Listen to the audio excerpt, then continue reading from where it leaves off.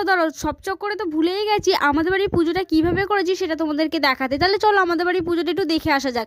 এই দেখো, আমাদের বাড়ির পুজোটা কিন্তু আমরা এভাবেই করেছি। আসলে যেহেতু আমার জায়ের ঘরে 2 বছরের কার্তিক, সেই জন্য আমার যা কিন্তু নিজের হাতে করে পুজোটা করেছে। আর সব কিছু ছোটোর উপরে করে অল্পর উপরে করে কিন্তু ঠাকুরকে সাজিয়ে দিয়েছে।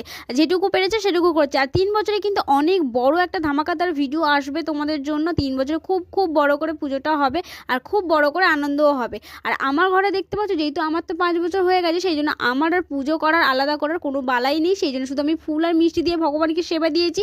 আর আমি দেখো সব ঠাকুরের জন্য যেহেতু একটু মালা এনেছিলাম, আর আমার গোপুসোনার জন্য একটু আলাদাই মালাটা এনেছিলাম। যেহেতু গোপুসোনা একটু বেলফুলের মালাটা বেশি পছন্দ করে, তাই আমি গোপুসোনার জন্য আলাদাভাবে নিয়ে এসেছিলাম। আর আমাদের ঘরে পুজোটা কিন্তু এভাবেই শেষ করেছি। আর তোমরা কারা কারা কীভাবে বাড়িতে পুজো করেছো একটু কমেন্ট সেকশনে জানিয়ে দিও। ভিডিওটা ভালো লাগলে প্লিজ লাইক করে পাশে থেকে।